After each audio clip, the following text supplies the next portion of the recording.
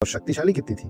शक्तिशाली इतनी थी कि 6 साल की उम्र में परशुराम और अपने पिता राजा जनक के सामने पिनाका धनुष को एक हाथ से उठा दिए थे। वही पिनाका धनुष जिसको सीता 6 साल की उम्र में उठाई थी, स्वयंवर में अच्छे अच्छे क्षत्रिय हिला नहीं पा रहे थे। और उसी पिनाका धनुष, शिव जी का धनुष, ये वही धनुष है जिसपे प्रत्यंचा चढ़ाने के लिए राम उठाए और राम के हाथ से वो टूट गया। तो सोचिए कि जिस धनुष को, जिस शिव जी के धनुष को बड़े बड़े क्षत्रिय उठा नहीं पा रहे थे, उसको एक 6 साल की बच्ची उठा ली थी, तो कितनी शक्तिशाली रही होगी। राजकुमारी थी इसलिए उनको वॉरफेयर, युद्ध विद्या, बाकी सारे उस समय के ग्रंथ, वेद, पुराण सब पता थे। मतलब उस समय के हिसाब से नॉलेजेबल भी थी और एजुकेटेड भी। उसके बाद उनका स्वयंवर होता है, राम जी से शादी होती है, और शादी के बाद बस अब जब राम राजकुमार से राजा बनने वाले होते हैं, दशरथ के एक वचन के कारण राम को जाना पड़ता है वनवास। राम जी ने कई बार कहा था सीता से कि आप राजकुमारी हैं, आप क्यों मेरे पिता के वचन के कारण 14 साल वनवास काटेंगे, आप रहिए महल में, मैं 14 साल बाद वापस आ जाऊंगा। पर एक अच्छी जीवन साथी, एक अच्छी समकक्ष, बात सिर्फ जीवन साथी की नहीं, आप अपने मित्र का भी साथ देते हैं तो उसके थिक एंड थिन दोनों में देते हैं, उसके अच्छे और बुरे दोनों में देते हैं। सीता ने निर्णय किया कि राजपाट और महल का सुख चैन आराम छोड़ के